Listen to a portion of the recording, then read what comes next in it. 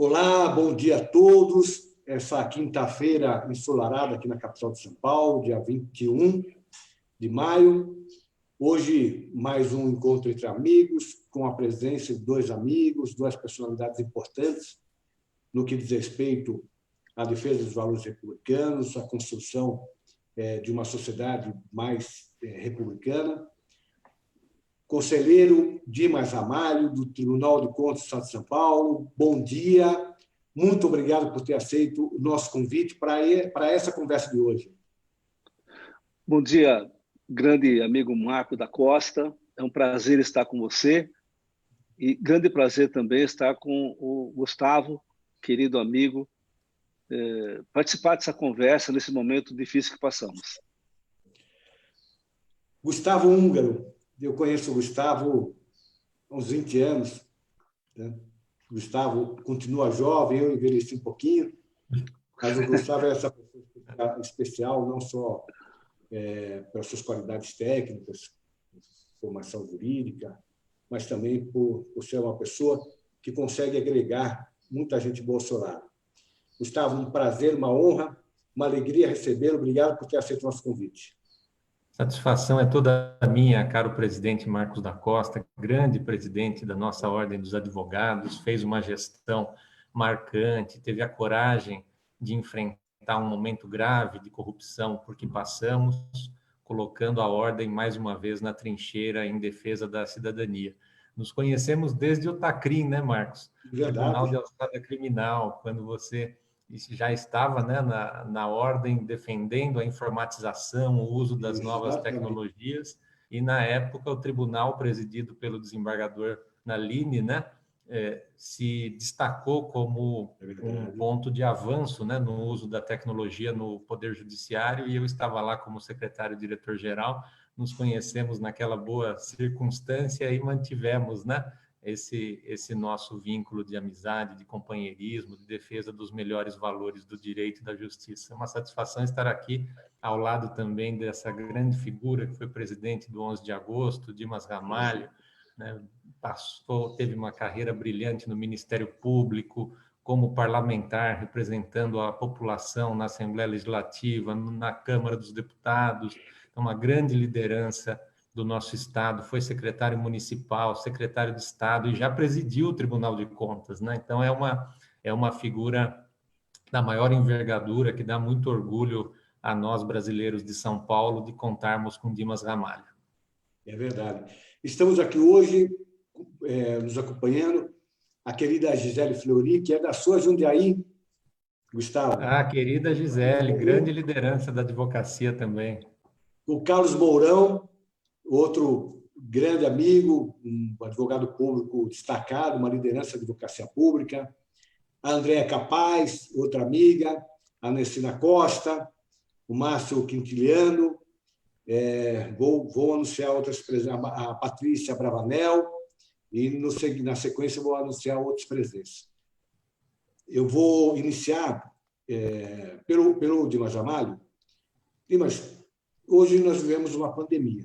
A dificuldade do administrador público de seguir trâmites normais, normal, inclusive em relação, por exemplo, à licitação, enfim, a burocracia normal e necessária, e que hoje, se demorar muito a compra, por exemplo, do ventilador pulmonar, do outro lado, no hospital, não tem cama suficiente para atender a demanda da população em relação às UTIs. Qual é o controle que hoje nós temos para mediar essa situação da emergência com a necessidade do controle social dos gastos públicos? Pois não. Eu me lembro que quando os jornais trouxeram a seguinte manchete: apresentar o primeiro caso de coronavírus em São Paulo. E uma manchete que todo mundo falou, bom, vamos ver o que vai acontecer. Eu fui no programa de televisão, também numa época, e perguntaram, o que você acha? Há uns 2 meses. Eu falei, olha, vai ser uma coisa muito grave. Por quê? Porque, não obstante nós tenhamos tido tempo de verificar lá fora para poder acompanhar aqui no Brasil, eu entendo que nós teremos dificuldades porque exatamente não estou sentindo que está havendo um preparo nacional, estadual, municipal, mesmo com todo esforço, porque essa não é uma questão para ser tratada apenas por um ente federativo, essa é a grande verdade.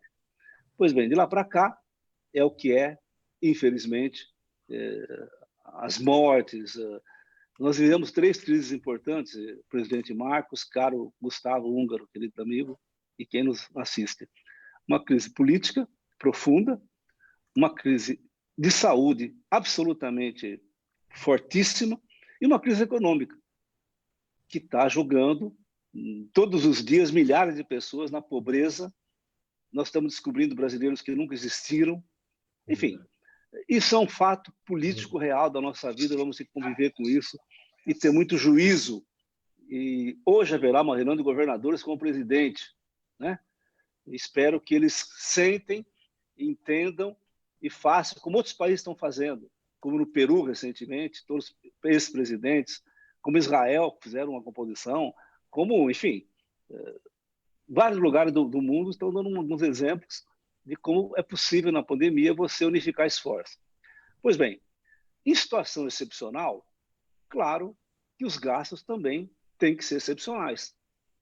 Não dá para você, numa pandemia, querer seguir a legislação conforme ela estabelece, como todos sabem, a Lei 8666, os prazos, as consultas.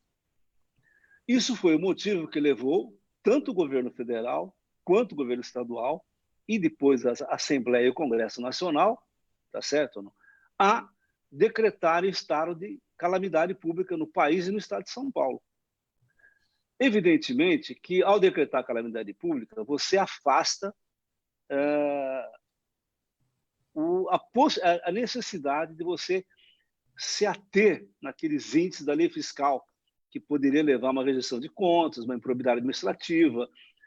É claro, você tira essas barreiras da frente e possibilita com que o agente público possa fazer compras mais rápidas, possa intervir na crise. E aí também, eu já havia dito isso em um artigo que eu escrevi, dizendo o seguinte: as balizas legais estão dadas, o gestor tem que fazer, até porque, ao fazer, ele vai salvar vidas. Então, o que se tem que fazer nesse momento é o gestor tem que ter as condições de fazer no caso excepcional, ele deve se atentar sempre para os princípios do artigo 37 da Constituição Federal, né?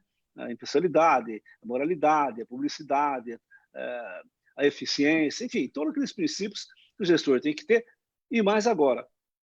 E todo prefeito que decretar estado de calamidade pública, ele deve mandar para a Assembleia Legislativa para que haja o controle.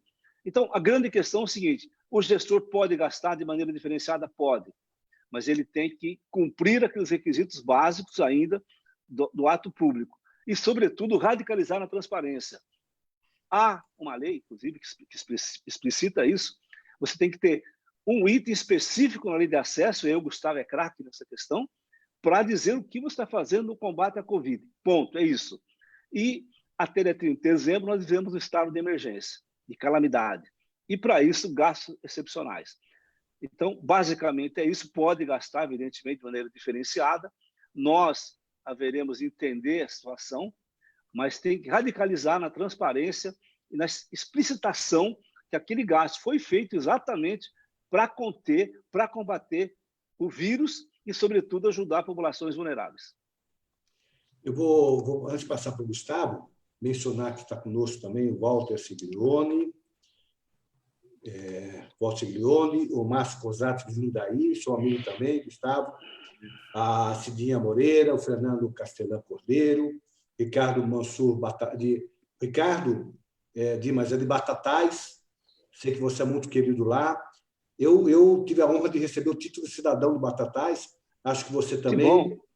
O João Milani Veiga, de Araraquara, a Raquel Navarro, a Maria Medalha, Francisco Machete, de Casabranca, Constantino Salvatore, o Carlos Gomes, de Itaperá, de São Paulo, o Jandir da Luca.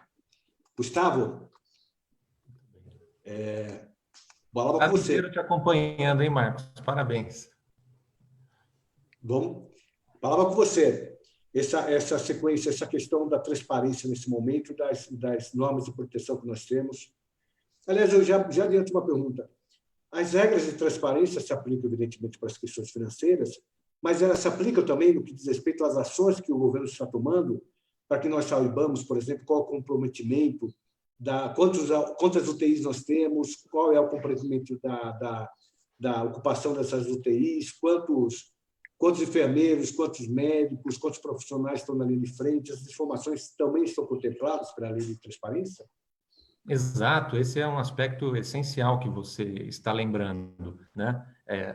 Além daqueles itens obrigatórios, né, que o conselheiro Dimas Ramalho acentuou, que a própria lei da pandemia, né, a lei que foi aprovada em âmbito nacional, a Lei 13.979, agora de 2020, é a legislação que vigora para todos os entes públicos do país, e é uma lei que, ao mesmo tempo que facilita as contratações, né, com um modelo novo de pregão simplificado, e nesse ponto é claro que o gestor público ele continua vinculado aos princípios que o conselheiro Dimas também mencionou, do artigo 37 da Constituição. Dentre aqueles 5 princípios cardeais regentes da administração pública, o da publicidade está ali presente para acentuar a transparência. E a própria lei dessa situação excepcional de pandemia ressaltou também isso, a obrigatoriedade de haver transparência em relação a todos os aspectos relacionados com o enfrentamento da pandemia. Tanto esses dos gastos públicos, né, dos recursos que estão sendo empregados, dos valores que estão sendo utilizados para o enfrentamento da pandemia, como também estes outros aspectos de interesse sanitário ligados à saúde pública, né, que é direito do cidadão saber em que grau a doença está atingindo cada localidade, né? Qual é o índice de letalidade, quantas pessoas estão hospitalizadas, a capacidade da rede de atendimento de saúde, como é que ela está saturada, não está? São informações fundamentais e a sociedade tem direito a todas elas. E a legislação garante isso. E, em alguns casos, já houve, inclusive, judicialização. E, felizmente, é bom também anotarmos isso, né? O Poder Judiciário tem funcionado de forma muito ágil, né? Tem sido um poder que está também presente, né? Fazendo valer o seu papel e garantindo a legalidade. Alguns governos que descuidaram em relação a esse aspecto da transparência foram obrigatoriamente colocados, né, por força de decisão judicial, no eixo do que a legislação exige, né, que as informações sejam compartilhadas, tão logo estejam compiladas, né, em tempo real. Hoje todo mundo está acompanhando o noticiário com maior intensidade, né, as redes sociais, pela internet, essas informações elas precisam estar disponíveis, né? E onde isso não aconteceu, houve essa atuação do Poder Judiciário obrigando que isso fosse respeitado, né, para que a transparência prevaleça. Além disso, a sociedade civil está muito atenta e vigilante, né? Hoje, acaba de ser lançado pela Transparência Internacional um ranking de avaliação da transparência nas contratações ligadas ao enfrentamento da Covid, né? Então, a Transparência Internacional está mostrando que no nosso país, só 4 estados e só 2 capitais fizeram a lição de casa com desempenho ideal, né? Tiveram uma nota considerada ótima nesse ranking. Ou seja, a maior parte dos estados e das capitais do nosso país precisa melhorar a transparência pública em relação ao enfrentamento da pandemia, né? Então, é isso que o ranking que acaba de ser publicado pela Transparência Internacional está revelando, né? É uma lição de casa que ainda precisa ser aperfeiçoada, né? O ideal é que cada prefeitura, cada governo do estado tenha no seu portal da transparência uma área específica para a pandemia, informando tanto as estatísticas ligadas à saúde, ao controle sanitário da situação, como também aquelas informações relacionadas ao uso dos recursos públicos. E não pode ser uma informação totalmente superficial, né? Que utilize expressões genéricas. É preciso que se saiba exatamente no que o recurso está sendo utilizado, né? Se foi uma empresa contratada, qual empresa é essa, para qual finalidade, né? Para fazer o quê, em que prazo. Então, informações essenciais precisam estar bem organizadas e disponíveis. E o poder público está com os seus funcionários, com os seus agentes, em trabalho remoto, né? E essa é uma questão prioritária. Então, é possível também assegurar essa transparência pela atuação, né? Cada qual na sua casa, mas interagindo por plataformas eletrônicas que hoje todos os entes públicos dispõem, para garantir que a sociedade acompanhe o que esteja acontecendo, né? Então, isso é fundamental. Dimas, deixa eu te perguntar. O Tribunal de Contas ele tem uma atuação importantíssima em todo momento, não só agora, mas que, evidentemente, ele ganha uma outra dimensão nesse momento. Eu estou lendo aqui os comentários daqueles que estão conosco também, já outros nomes que eu posso mencionar aqui, a Ilane Almeida, o Carlos Barbarolo, a Carla Baralhas, de Osasco, e o Marcelo Tacas, perguntando sobre a questão dos prefeitos municipais e se o Tribunal de Contas tem a preocupação de atuar preventivamente, com orientação às dúvidas que muitos prefeitos estão tendo, uma situação de pandemia, que é uma situação de exceção absoluta, em relação a como proceder para que não tenha, como administrador, problemas futuros.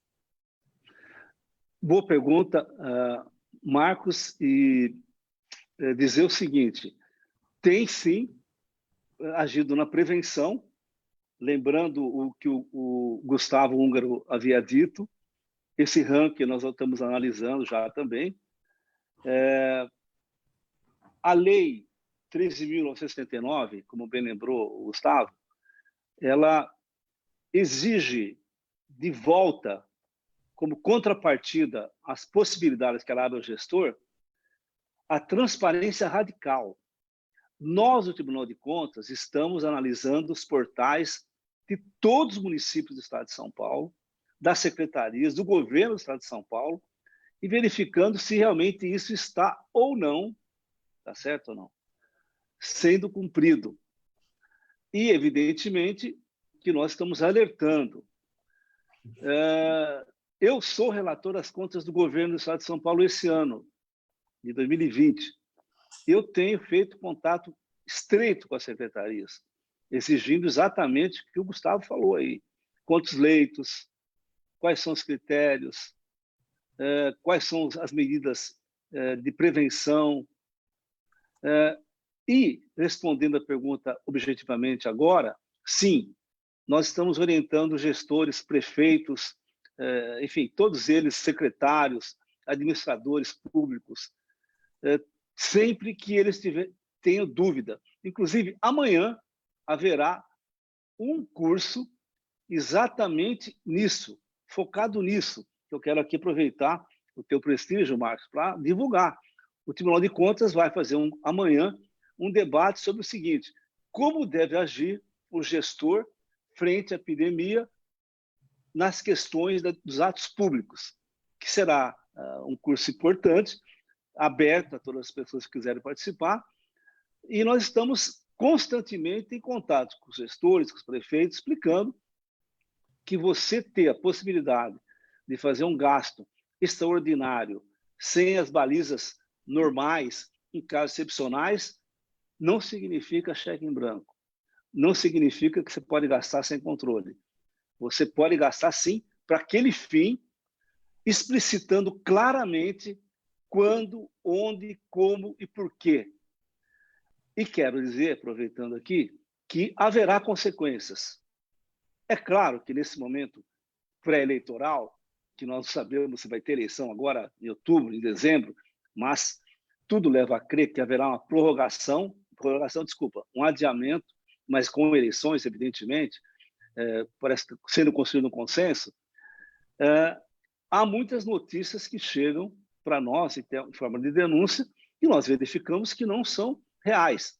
Ter essa possibilidade de analisar o que é fato, o que não é, exige um certo equilíbrio. E aí o sistema judicial, como disse o Gustavo, tem funcionado bem. A OAB cumprindo seu papel, o Ministério Público, Poder Judiciário, defensorias, enfim, eu acho que esse sistema judicial tem se colocado com importância nesse momento de pandemia, orientando, esclarecendo e tomando providências cabíveis. Agora, quem quiser se aproveitar desse momento para errar, terá as consequências legais. Esse é um problema sério, né? Porque eu estava agora em live com um jurista português, antes de começar a nossa, e ele comentando que lá em Portugal, os partidos de direita e de esquerda, mesmo os radicais, imediatamente após o início da pandemia, se uniram para, enfim, para combater a pandemia.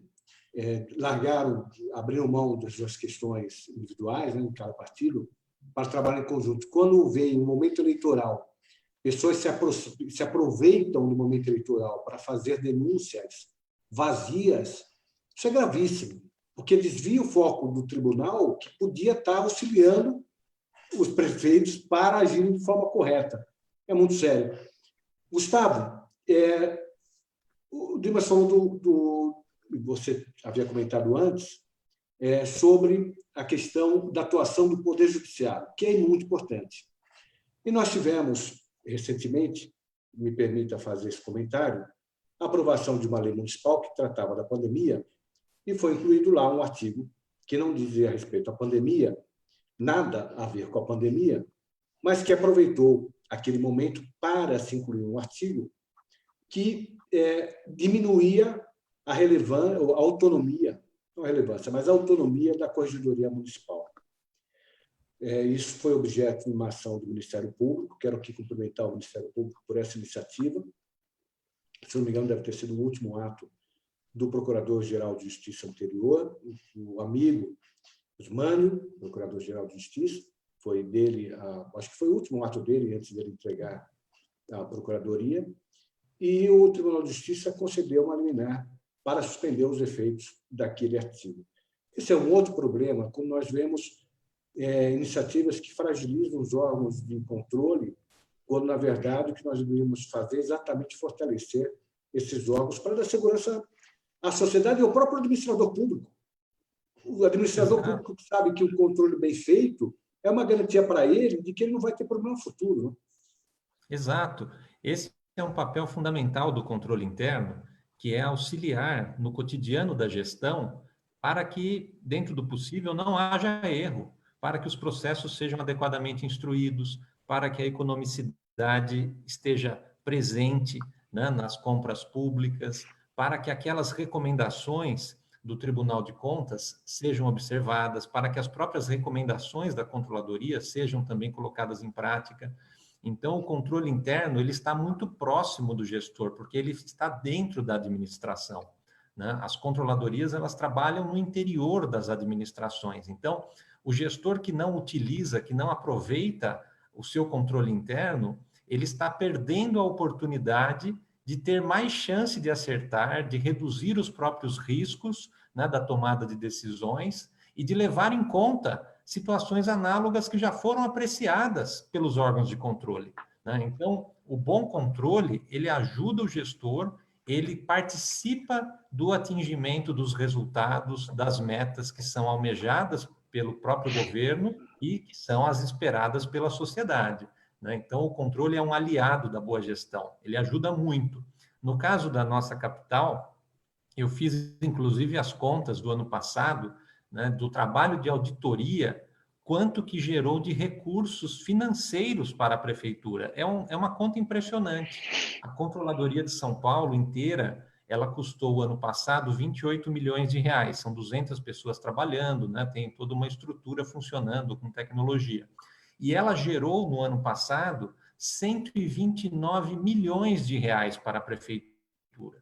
Então, ela justifica, né, o seu próprio gasto, multiplicando-se isso por algumas vezes, o que ela gera de retorno, inclusive financeiro, né, corrigindo situações, evitando desperdícios, gerando compensações financeiras, né? Então, esse é um valor muito grande do controle interno. E essa iniciativa, Marcos, que você bem lembrou, né, de colocarem um jabuti na legislação da pandemia, foi uma situação absurda que aconteceu, né, na nossa capital e que está acontecendo também em outros âmbitos, né? No âmbito federal, houve uma medida provisória que tentou afastar a plenitude da Lei de Acesso à Informação. Imagine só que absurdo, né? Num momento que a sociedade precisa de informação, precisa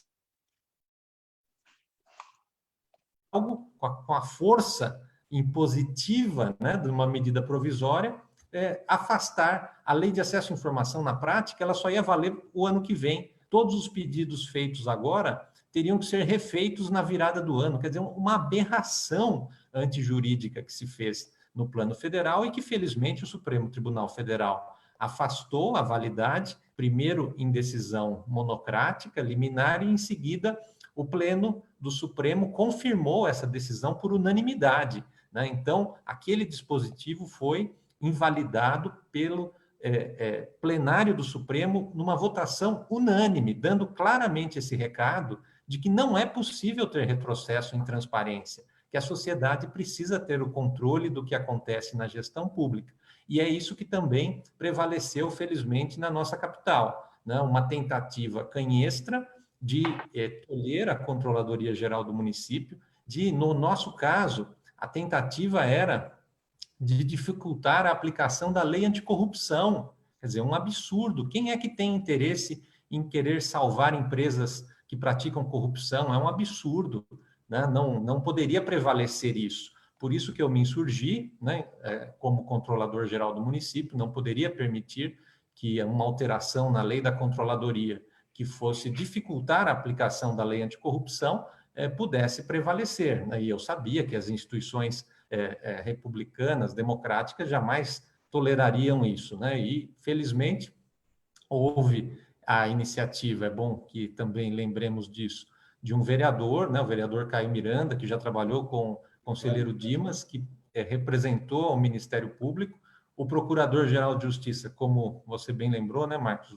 o doutor Ismânio, rapidamente moveu a ação direta de inconstitucionalidade e o desembargador Renato Sartorelli decidiu, então, invalidando aquele dispositivo que também não foi regulamentado pelo prefeito, né? No decreto de regulamentação da lei, a instância que se queria criar, né, para decidir esses casos da lei anticorrupção seria uma instância que estaria acima da controladoria, né?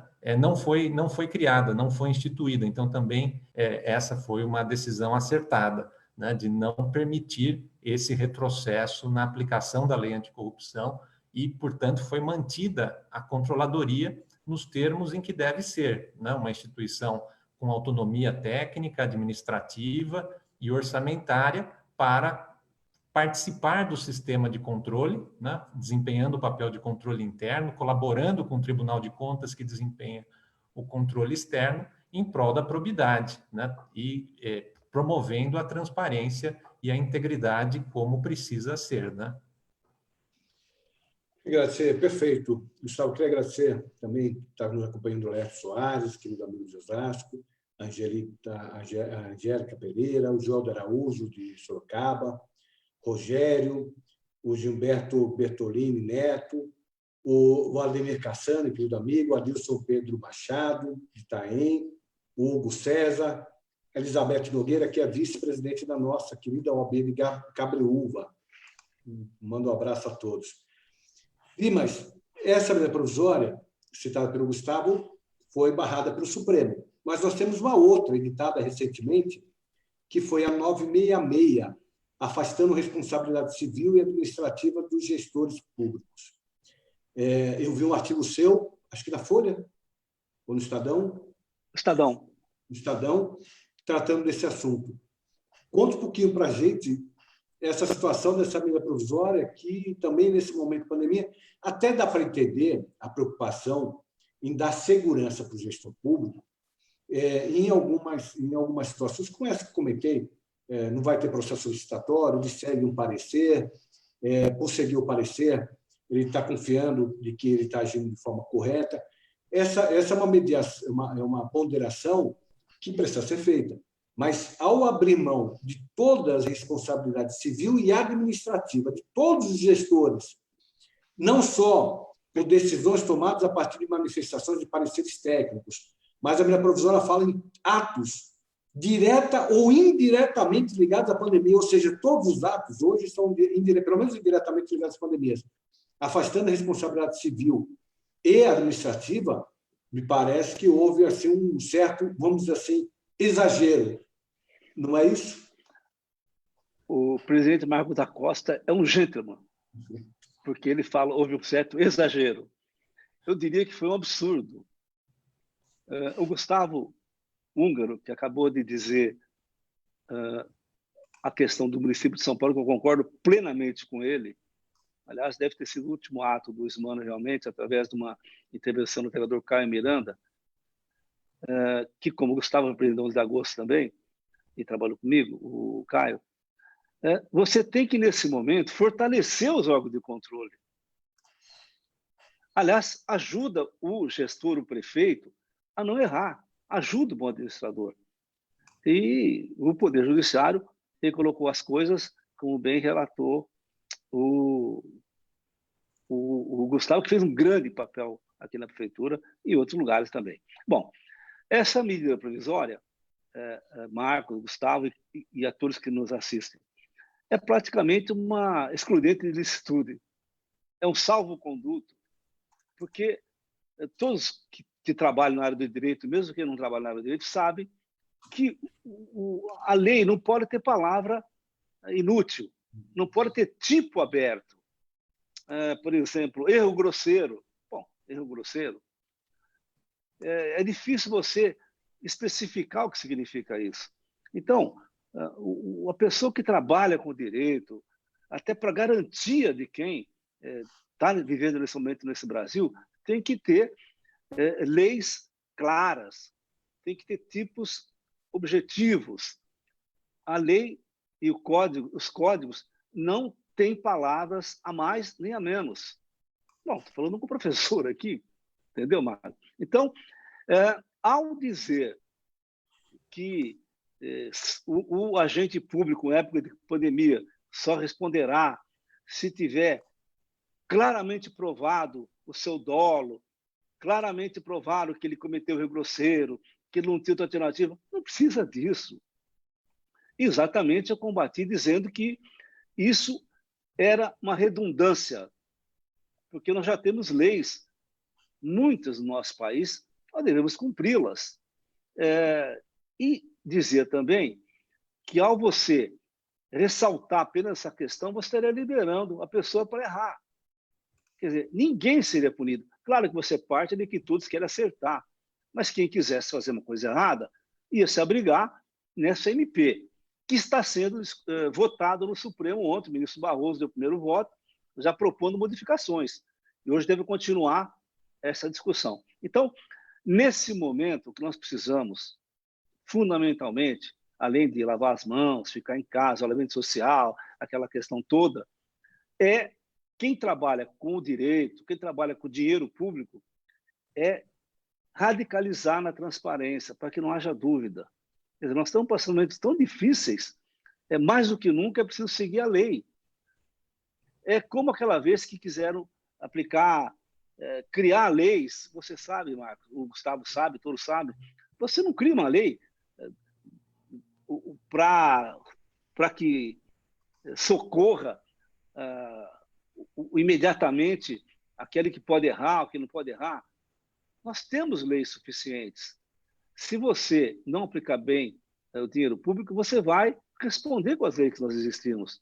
Se você, amanhã, fez tudo certo e você não utilizou o dolo, não utilizou nada que afrontasse a lei, você já tem o que foi aprovado na lei de introdução do Código Civil, tá certo? E que você já sinaliza que você vai julgar com os olhos na conjuntura, na situação do gestor. Então, nesse momento, o que nós menos precisamos são de leis novas e medidas provisórias novas. É preciso uma coisa simples, aplicar bem o dinheiro público que existe e, sobretudo, publicizar onde aplicar o dinheiro público e fortalecer os órgãos de controle, internos e externos. Fazendo isso, na parte técnica, nós superaremos. Conosco também estão o Jorge Marcos, o Cleber Chin, a Josilândia Oliveira. Obrigado pela, mais uma vez, participação. Gustavo, como é a relação entre as corregedorias e essas entidades importantíssimas da sociedade civil que fazem o acompanhamento e o controle social dos gastos públicos? Esse é um outro ponto fundamental, né, da ideia de controle como algo mais amplo, que interessa a toda a sociedade. Não se pode descuidar das possibilidades de controle social, né? Então, no estado de São Paulo, já existe, foi criado ao tempo do governador Geraldo Alckmin, o Conselho de Transparência da Administração Pública, como um espaço justamente para haver essa interação dos órgãos de controle, do controle interno, com a sociedade civil por meio de entidades organizadas que atuam nessa área, que têm essa preocupação e condições também de colaborar, fazendo essa disseminação, né, do controle, de quais são os instrumentos, como acessar um portal da transparência, quais são os canais de denúncia, onde obter as informações, como pedir uma informação pelas ouvidorias, né, pela lei de acesso à informação. Então, o Conselho de Transparência é uma boa prática, né, que agora está também sendo instituída na Prefeitura de São Paulo, né? A lei aprovada no final do ano passado estabeleceu isso, né, criou o Conselho de Transparência. Isso era algo que eu estava incentivando que acontecesse, o prefeito foi favorável, né, e chancelou isso. Então, agora há condições de ser instalada também na cidade de São Paulo esta nova forma, né, de acompanhamento dos gastos públicos, das providências administrativas, por meio de um colegiado, onde a sociedade civil esteja representada. E nós temos entidades muito sérias, né, muito dedicadas a esse tema, a Transparência Internacional, a Transparência Brasil, o Observatório Social do Brasil, né, que tem uma rede em diversas cidades acompanhando os gastos públicos. Então, há várias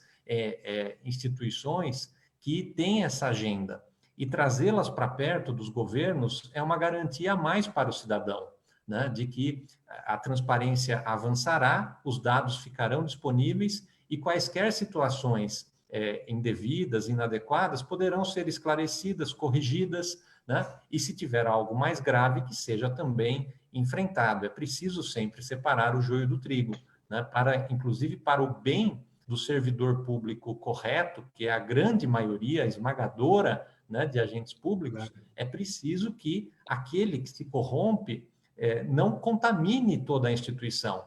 Então, ele precisa ser colocado para fora para não haver essa contaminação, né, da instituição pública como um todo. Então, essa é uma agenda bastante relevante. Hoje existem instrumentos participativos, né? Existe um programa da prefeitura muito importante, que tem repercussão internacional no plano da parceria para o governo aberto, né, que é a OGP, a Open Government Partnership, um programa que é o programa Agentes de Governo Aberto. A prefeitura fomenta, realiza oficinas em todas as regiões da cidade, levando à população quais são esses instrumentos de participação, onde fazer uma denúncia, como utilizar o portal da transparência, quais são os aplicativos. Hoje, a prefeitura disponibiliza 15 aplicativos para o cidadão facilitar a sua vida, a sua relação, né, com o poder público. Então, são informações de alto valor para todas as pessoas, né, e que estimulam essa sensação, né, de participação, de cidadania efetiva, e com isso fortalecem a democracia, né, que é outro aspecto muito importante da agenda atual, né, nesses tempos tão tormentosos, em que algumas poucas vozes clamam contra a democracia. É preciso, né, que a grande maioria favorável à democracia deixem isso bem claro, né? Que todos nós deixemos isso bem claro. Nós não podemos aceitar retrocesso em relação à transparência, em relação ao controle e também em relação à democracia, né? Temos que preservar as nossas instituições republicanas, respeitá-las, né? É um absurdo ter ameaça contra uma instituição, né? Ter gente falando absurdos em praça pública, né? O espaço público não é para isso, para que se atente contra o que há de mais essencial, né, na convivência, que é a possibilidade de convivermos com respeito, com instituições desempenhando os papéis próprios do Estado democrático de direito. Conosco também, eu anotei os nomes aqui, o Paulo, o amigo, o Paulo de Sumaré, Paulo Silva, mas o Paulo pergunta sobre a questão, e aí, embora não seja o foco dessa conversa, mas eu acho que é importante tratar dela até por conta desse momento. Há limitações para gastos públicos nos municípios no período de eleição municipal.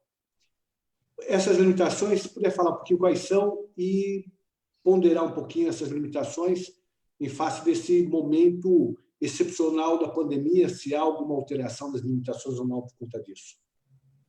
Bom, o estado de calamidade pública abre todas as possibilidades. Eu dou um exemplo objetivo que algumas pessoas me perguntam. Essa pergunta é importante, viu, Marco? Que é o seguinte: eu posso me utilizar de publicidade nesse momento? Porque todo mundo sabe que no momento eleitoral, pré-eleitoral, você tem limitações de contratar pessoas, de publicidade, você tem de iniciar obras. Então, eu vou responder o meu entendimento. Sim, pode. Nesse momento, pode.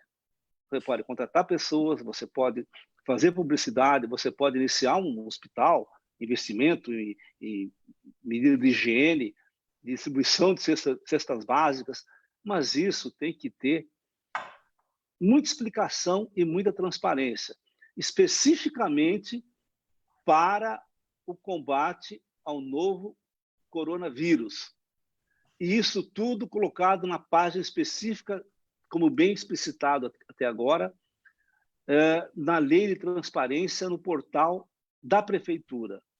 Mais que isso, mesmo com as balizas ampliadas pelas medidas de calamidade, você precisa se atentar pelos princípios, que já falamos aqui do artigo 37, e também, claro, fazer uma gestão de preços, uma seleção ao contratar determinados profissionais e, sobretudo, em relação à publicidade.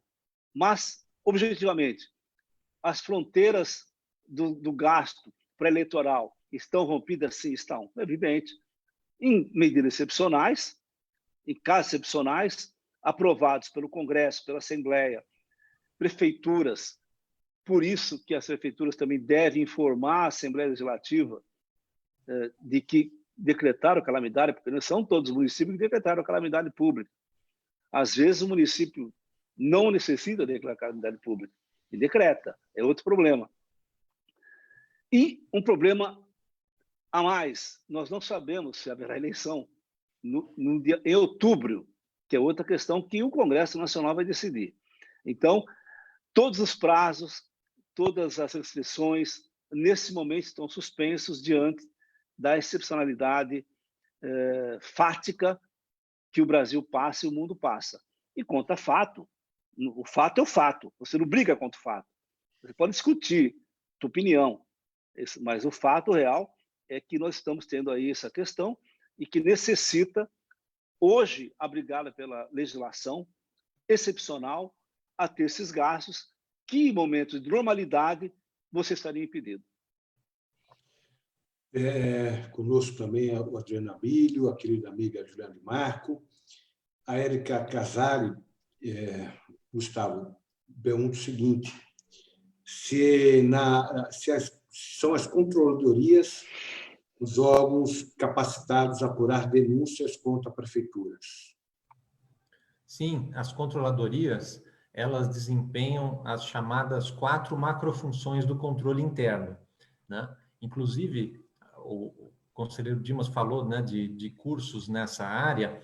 Eu estou participando da organização de um, que deve ser lançado nos próximos dias, voltado justamente a fortalecer a atuação dos gestores municipais, né? Então, nós vamos procurar explicar esses papéis, o que faz uma ouvidoria dentro da controladoria, a corregedoria, a auditoria, o papel, né, de promover a integridade e a transparência. Então, essas 4 macrofunções do controle interno, elas precisam estar presentes em todas as instituições. Isso já é uma realidade nas grandes companhias privadas, é o chamado compliance, e isso é necessário, né, que se dê também no setor público, em todas as instituições públicas, né, para prevenir a corrupção, para garantir a transparência, para acompanhar o trabalho da auditoria, né, de checar os principais contratos e processos para não permitir desperdícios, para não permitir irregularidades.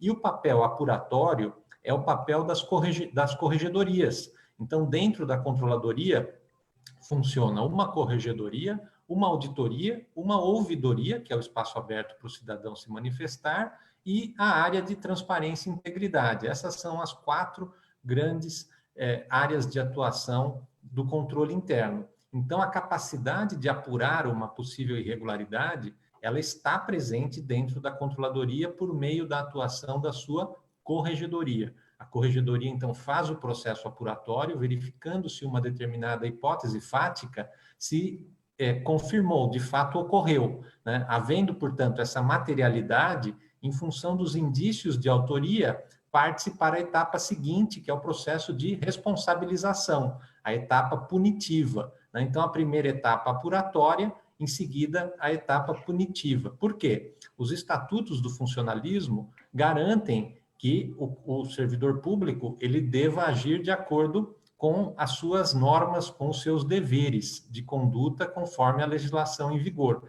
Se não há cumprimento quanto a isso, há a chamada responsabilização disciplinar.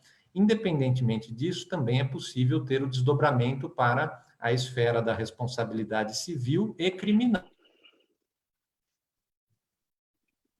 No âmbito administrativo, é possível, sim, e sempre que há uma denúncia, a controladoria, por meio da sua corregedoria, deve apurar, né, e, se confirmada a denúncia, propiciar, então, a responsabilização disciplinar. E se aquela prática irregular do agente público se caracterize também como um ilícito civil ou penal, comunica-se, né, o Ministério Público ou a própria Advocacia Pública, a Procuradoria, pode também mover a ação de improbidade administrativa para fins de responsabilização civil no âmbito judicial. E a possibilidade de se também ficar caracterizada a conduta indevida como criminosa, haver a responsabilização penal também no âmbito judicial. Eu vou registrando também a presença de alguns amigos, o Alexandre Pimentel, a Zildete Leal. A Zildete também é uma batalhadora aí no que diz respeito à transparência. Eu vou perguntar, aproveitando a experiência de vocês, o que é possível fazer para aprimorar os modelos que temos de controle preventivo e repressivo. Eu cito uma que, infelizmente, não conseguiu avançar, mas que eu sempre defendi. Nós temos muitas prefeituras sem ter sequer uma procuradoria municipal estruturada, né? E há décadas tentamos regular a lei do lobby. Até hoje, essa lei não foi promulgada. O que é possível fazer, Dimas, em termos de legislação e de práticas para aperfeiçoamento do processo de controle preventivo e repressivo? Bom, primeiro é fortalecer os canais de controle interno e externo que nós já temos. as ouvidorias, as controladorias. O que você fala, Marcos, é uma coisa importante. Nós estamos insistindo muito para que as prefeituras façam a controladoria municipal, a ouvidoria municipal e a procuradoria municipal bem estruturada e independente. Ponto. Isso é uma coisa fundamental. O segundo ponto que eu acho, como membro de uma instituição, é fazer aquilo que você, como presidente, fez a vida toda, que o Gustavo trabalhou para isso, eu sempre faço. Que as instituições trabalhem conjuntamente. Todas elas. Não tem a minha melhor, a sua melhor. Ou fazemos isso, ou não vai dar certo. Não vai dar certo. Entendeu? A questão das controladorias municipais são fundamentais. Quer dizer, você tem que ter controladorias independentes. Não adianta você fazer um controlador e você não der as condições, enfim, que ele tenha estrutura para poder exercitar seu papel, que você tenha páginas na internet que você pode receber denúncia do cidadão. Essa é uma questão real que nós temos que fazer, é fortalecer o que nós existimos já, o que nós já temos. Uma outra questão, e aí é fundamental, o cidadão que tem que ajudar. Quer dizer, você não vai ter um advogado em cada esquina, um defensor, um promotor, um juiz, um policial. Você não vai ter. Quer dizer, hoje, o cidadão tem que ajudar, participar. Você pode entrar nas páginas das ouvidorias, das controladorias. O Tribunal de Contas, eu queria até, se me permite falar, ele tem um aplicativo que você baixa e você filma uma coisa que você está vendo, um buraco errado, uma construção que não vai para frente, e você manda para o sistema nosso. Você pode fazer isso, ajudar a todos. Qual que é o aplicativo, Dimas? Você lembra o nome? O Portivo é Fiscalize com TCE. Você entra na página... TCE. Sim, você pode baixar. É uma coisa muito simples. Nós recebemos assim... Todos os dias nós recebemos denúncias. Claro que você filtra, você faz uma pré-análise, mas muitas coisas que chegaram a nós foram fundamentais. O cidadão fiscalizando. Qualidade de merenda, qualidade de transporte público, qualidade enfim, toda a fiscalização. Então, primeiro, é você fortalecer os órgãos que já existem, dando-lhes independência. Segundo, fazer com que a população participe. É como a questão que passamos do coronavírus. Não adianta você propor 1000 medidas se nós não nos conscientizarmos que devemos fazer. Entendeu? Então, essa é a questão. É você fortalecer o que nós já temos e deixar isso bem claro para quem faz uma coisa errada, que os tempos mudaram. Você pode achar que ninguém está sabendo, mas nós estamos acompanhando, mesmo remotamente. E, sobretudo, Marcos, utilizar os meios de comunicação que os órgãos de controle têm hoje. O Gustavo, enquanto ouvidor, controlador em São Paulo, também abriu janelas para a população denunciar a todo instante. A OAB, você sabe, como presidente, como membro, como você tem possibilidade de as pessoas procurarem a OAB para participar com denúncias. Enfim, então, eu acho que é isso. É você fortalecer o que você já tem nesse momento de urgências e necessidades prementes. Gustavo, eu faço a mesma pergunta para você, mas eu queria só, pensando no que o Dimas falou, um trabalho que nós fizemos em conjunto, quem pela ordem estava à frente era o Jorge Luff, e você participou pessoalmente, inclusive.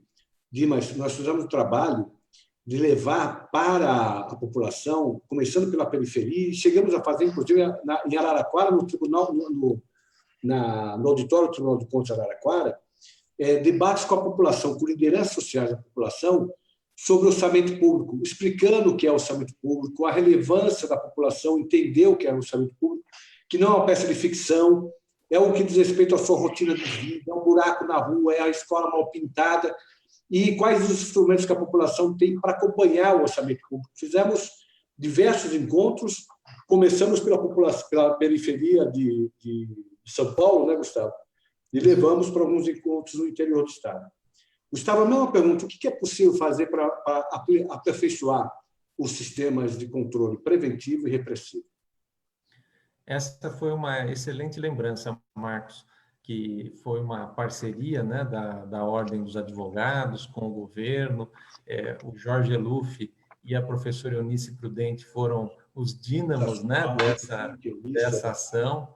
Então, foi algo muito proveitoso, que envolveu centenas de pessoas em diversas regiões do Estado, né, com eventos abertos, participativos, explicando, né, como que o recurso público é utilizado, qual é o impacto disso, como acompanhar, quais são os canais para monitoramento, quais são os instrumentos que todo cidadão hoje dispõe, mas muitas vezes não conhece, né? Daí a importância, por exemplo, da divulgação do aplicativo do Tribunal de Contas do Estado, né? O Fiscalize com o TCE, para que as pessoas conheçam esses canais, né? Não adianta eles existirem... Eu vou baixar, eu não conhecia. Eles não são conhecidos, né? Existe também hoje, dentro do que o conselheiro Dimas também enfatizou, né, a importância das instituições atuarem de forma convergente, trocando informações, compartilhando ferramentas tecnológicas. Quer dizer, hoje existe o sistema de controle patrimonial dos agentes públicos da cidade de São Paulo, ele está sendo recomendado pela ENCLA como uma boa prática a ser utilizada em todas as cidades e estados, né? Enquanto eu estive na controladoria, eu assinei vários convênios compartilhando essa ferramenta para que as declarações de bens possam ser feitas de modo eletrônico, com cruzamento de dados, com o órgão de controle podendo utilizar esses dados para um controle efetivo, não algo que é só para inglês ver, só fictício, né? Precisa tirar do papel essas necessidades de um controle efetivo. Então, essa articulação, por meio do Fórum de Combate à Corrupção do Estado de São Paulo, o Tribunal de Contas desempenhou a Secretaria Executiva, né, desse fórum, várias boas iniciativas foram adotadas, e uma delas foi a criação de um canal específico, exclusivo para denúncias de corrupção. Então, quero aproveitar também a alta audiência qualificada desse seu programa, né, pelas redes sociais, Marcos, para que lembremos disso. Existe hoje, à disposição do cidadão, um canal para denúncia de corrupção. Então, aquela preocupação que muitas vezes nós ouvimos, né? Mas eu vou ter que procurar uma delegacia de polícia, vou ter que ir ao fórum atrás de um promotor, eu não quero me expor tanto assim, eu tenho risco, receio, né, de uma represália. Então, para lidar com isso, existe hoje esse canal pela internet. Ele é acessível pelo site da Ouvidoria Geral do Estado, pelo site da Controladoria Geral do município. Então, as diversas instituições que participam, o Tribunal de Contas do Estado tem também no seu site o link, né, para esse canal de denúncia. É uma forma do cidadão colaborar, né? Se alguém sabe que uma empresa está combinando com a outra para fraudar uma licitação, denuncie, né? Se sabe que tem um agente público que está exigindo propina para fazer ou deixar de fazer aquilo que é o seu dever, denuncie, né? Então, hoje existe esse canal que, com informações bem precisas, objetivas, fundamentadas, essas informações tornam possível uma ação eficaz dos órgãos de controle, né? Então, essa é mais uma estratégia, né, que foi colocada em prática, que está à disposição da cidadania e que pode e deve ser utilizada, né, sempre que necessário. Então, o reforço, né, da prevenção. Eu concordo com o que o conselheiro Dimas colocou de forma muito completa, muito ampla, né, contemplando as necessidades tanto do controle interno como do controle externo, do controle social, deixando claro que, para prevenir, transparência é fundamental, né? Quanto mais as situações estejam expostas, sendo monitoradas, elas serão mais bem controladas. E na parte repressiva, né, de enfrentamento das irregularidades, uma boa estratégia é essa maior interação entre os órgãos públicos responsáveis, né? Um modelo de força-tarefa, de operações conjuntas, de intercâmbio de informações, de uso da tecnologia, de cruzamento de dados, é o que propicia enfrentamentos com resultados efetivos, né? Eu acompanhei isso na prática, né? Nós tivemos boas ações conjuntas da Controladoria Geral do município com o Ministério Público, também com o Tribunal de Contas, com a polícia, né? E conseguimos, com isso, extrair do serviço público algumas engrenagens ali, algumas pessoas que estavam contaminadas e aperfeiçoar, né, o funcionamento das instituições, graças também a essa ação de enfrentamento das irregularidades. Bom, gente, eu ainda anunciando alguns nomes que estão conosco: Aldomiro Pizamelli, Richard Estraza, Rosa Ramos, a Vilma Muniz, que também é de Jundiaí. Gustavo, você atraiu a cidade inteira de Jundiaí aqui hoje, acompanhando a gente. São todos muito amigos, muito queridos. A Libana Aparecida de Osasco. Gente, lamento profundamente dizer que nosso horário acabou. Essa é uma conversa que poderia demorar mais muito tempo. Depois o vídeo vai ficar gravado. Tenho certeza que foram lições que foram proferidas pelos dois, pelo Dimas e pelo Gustavo.